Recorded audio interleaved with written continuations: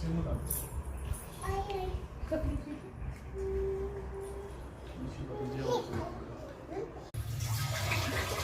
Morning. आज आपण बनवणार आहोत मिसळ. त्यासाठी लागणारं साहित्य बघूया.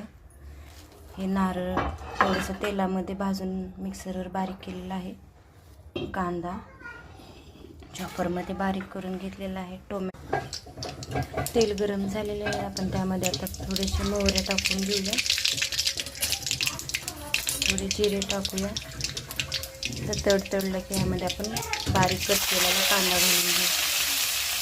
याला थोडंसं लाल होईपर्यंत तळायचं, कलर बदलेपर्यंत. बघा, कांदा चांगला लाल झालेला आहे. आता आपण ह्याच्यात नारळाचं पेस्ट घालून घेऊया. मिक्सरवर काढून घेतलेली होती ती.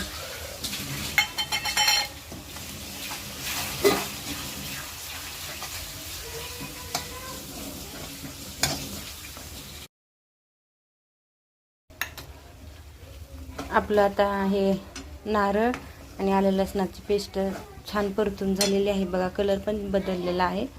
आता आपण ह्याच्यामध्ये बारीक कट केलेलं टोमॅटो घालून 5-10 मिनिट बारीक गॅसवर.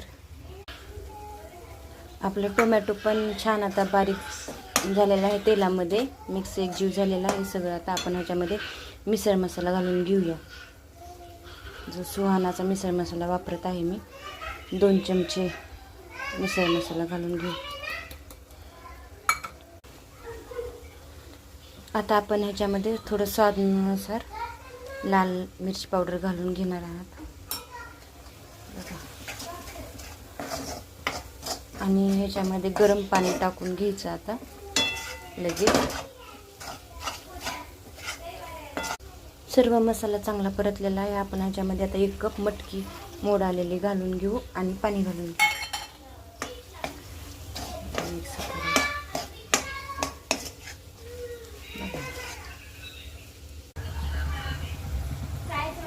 हे पाणी टाकून घेतलेलं आहे आपण आता थोडंसं गरम. आता त्याच्यामध्ये चिंच गुळाचं थोडंसं पाणी चवीनुसार घ्यायचं आपलं टाकून आणि मीठ घालून सर्व करायची. आपली तयार आहे आता.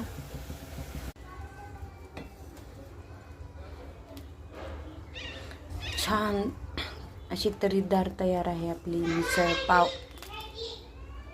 नक्की ट्राय करा आणि माझ्या चॅनलला सबस्क्राईब करा.